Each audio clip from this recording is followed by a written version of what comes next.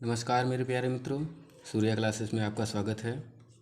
आज हम गंगा व उसकी सहायक नदियाँ के विषय में चर्चा करेंगे, पर उससे पहले आप सभी से निवेदन है कि कृपया सूर्या क्लासेस के चैनल को सब्सक्राइब करें, शेयर करें और लाइक का बटन जरूर दबाएं। चलिए, गंगा नदी और उसकी सहायक नदियों के विषय में चर्चा किया जाता है। तो सबसे पहले आपको पता है कि गंगा नदी हमारे 2525 किलोमीटर है, जो कि भारत की सबसे लंबी नदी है और यह जो है गंगोत्री ग्लेशियर से निकली हुई है। ऐसा हम लोग जानते हैं, लगभग जितने लोग पढ़ते हैं सभी लोग जानते हैं। तो ये सब कॉमन बातें हैं। आज चलिए कुछ गंगा नदी की सहायक नदियाँ और उसके सहायक नदियों की सहायक नदियों के विषय में थोड़ा सा जानकारी इकट्ठा करते हैं, जो हमारे परीक्षा पर्सपेक्टिव से बहुत ही इम्पॉर्टेंट है। चलिए शुरू करते हैं। तो ये देखिए, गंगा नदी हमारी जो है शुरुआत कहाँ से हुआ है। तो ये हमारा है बद्रीनाथ। बद्रीनाथ।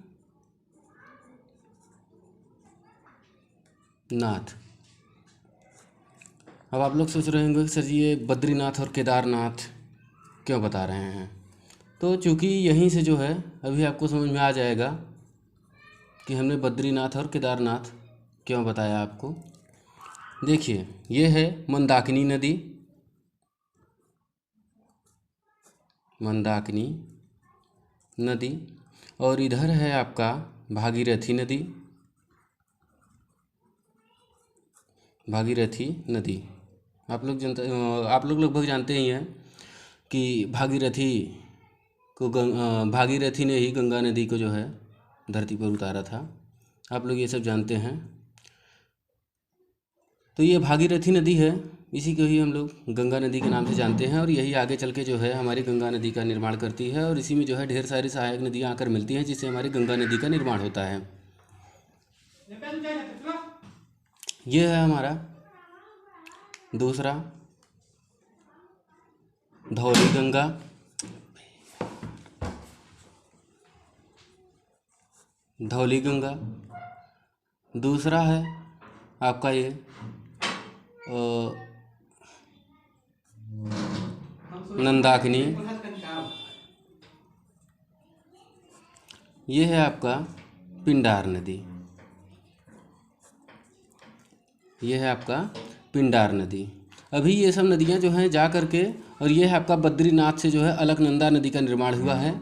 इसे हम अलकनंदा नदी कहते हैं। अलकनंदा नदी जो है हमारी आकर के धौली गंगा में मिली है, और जहाँ पर मिली है उसे हम लोग क्या कहते हैं, विष्णु प्रयाग कहते हैं। उसे हम लोग विष्णु प्रयाग कहते हैं।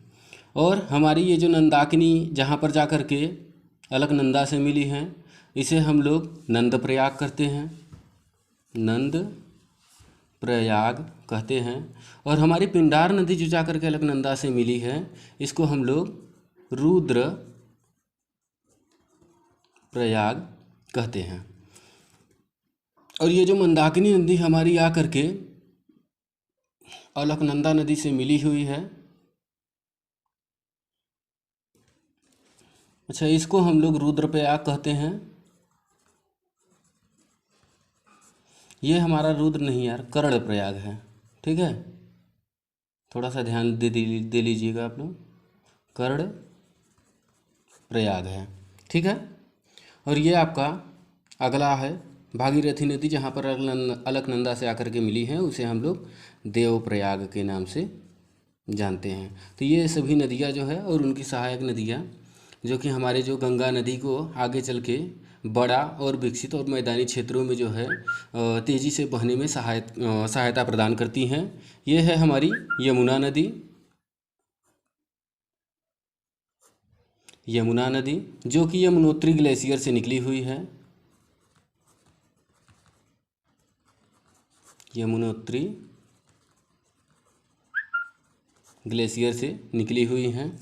इसी के यहाँ पर जो है दिल्ली शहर हमारा बसा हुआ है, दिल्ली।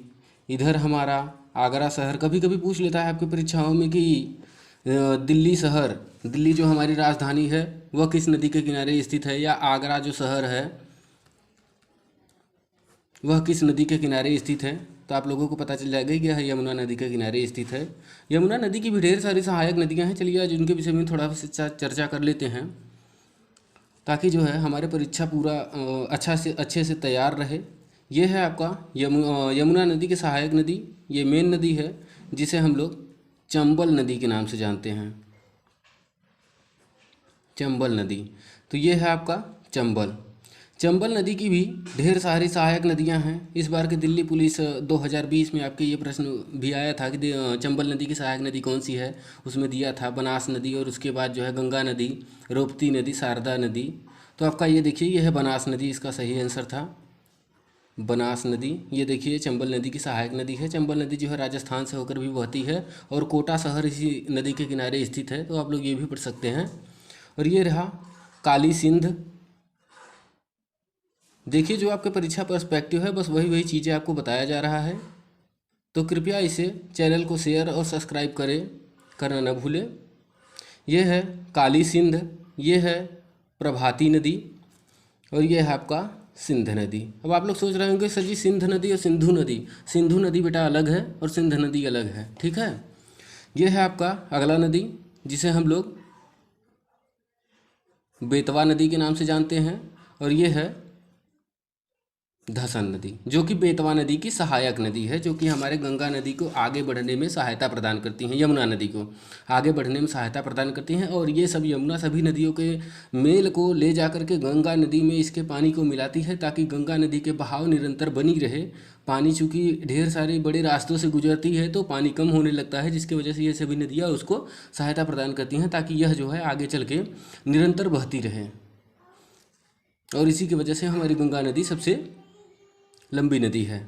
ये है हमारा केन नदी। ये सब आकर के जो है प्रयागराज में आकर के जो है, इलाहाबाद आप लोग जानते ही हैं, यहीं पर आकर के गंगा यमुना मिली हुई हैं, जिसे संगम कहा जाता है। यह है आपका, ये देखिए अभी आपका एक और बचा है। दक्षिण साइड से गंगा में आकर मिलने वाली नदियों में एक नदी और है, ये है सोन नदी। वैसे तो ढेर सारी नदियाँ मिली हुई हैं छोटी मोटी, लेकिन ये सब इम्पॉर्टेंट है, जो परीक्षा पर्सपेक्टिव है, हमेशा परीक्षा में पूछे जाते हैं, वही सिर्फ आपको आज बताया जा रहा है। तो कृपया इसे ध्यान से देखें। और ऊपर से यानी कि उत्तर साइड से आकर के मिलने वाली नदियों के नाम चलिए देख लेते हैं। ये है आपका घाघरा नदी। अब आप लोग सोच रहे होंगे सर जी घाघरा नदी है घग्गर नदी, तो आपको बता दे रहे हैं कि घाघरा नदी है, चूँकि घग्गर नदी जो है वो राजस्थान में पंजाब साइड से बहता है, ठीक है। तो ये घाघरा नदी है, इसमें कन्फ्यूजन मत करिएगा कभी आप लोग। बहुत सारे बच्चे इसमें कन्फ्यूजन पैदा कर देते हैं और परीक्षा में गलत मार के चले जाते हैं, तो आप लोग ऐसा मत करिएगा। घाघरा नदी की भी सहायक नदी है, जिसे हम लोग शारदा नदी के नाम से जानते हैं। शारदा नदी और रोपती नदी, ये सब आपके इम्पॉर्टेंट नदियाँ हैं, जो कि आपके परीक्षा पर्सपेक्टिव से बहुत ही इम्पॉर्टेंट हैं। चलिए अगला देखते हैं। तो ये आपका है गंडक नदी, और इसके आगे है आपका कोसी नदी। गंडक नदी और कोसी नदी को आप लोग जानते ही हैं कि बिहार का शोक कहा जाता है। इसे बिहार का शोक का मतलब समझते ही हैं कि ये जब भी बारिश के टाइम पर तेज़ी से बहती है तो ये बिहार में बाढ़ ही लेकर आती है, तो इसलिए इसे बिहार का शोक भी कहा जाता है। आगे चलिए देखिए, तो ये गंगा जब आगे बढ़ती है तो पश्चिम बंगाल में जाकर के ये दो भागों में बढ़ जाती है, जिसे हम लोग हुगली नदी के नाम से जानते हैं।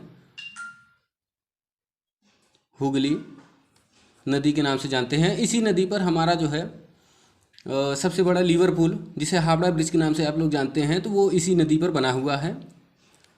और इसी नदी के किनारे जो है अंग्रेज़ों का पहला विक्टोरिया मेमोरियल स्थापना किया गया था। यहीं पर विक्टोरिया मेमोरियल जो है हुगली नदी के किनारे स्थित है। अंग्रेज़ों द्वारा बनाया गया पहला जो है मेमोरियल है, जो कि भारत में कलकत्ता में स्थापित किया गया था, आप लोग जानते ही होंगे। ये है आपका गंगा नदी। फिर आगे चल के बांग्लादेश में चली जाती है। बांग्लादेश में जाने के बाद इसका नाम जो है पद्मा रख दिया जाता है। क्या रख दिया जाता है मेरे दोस्तों? पद्मा रख दिया जाता है।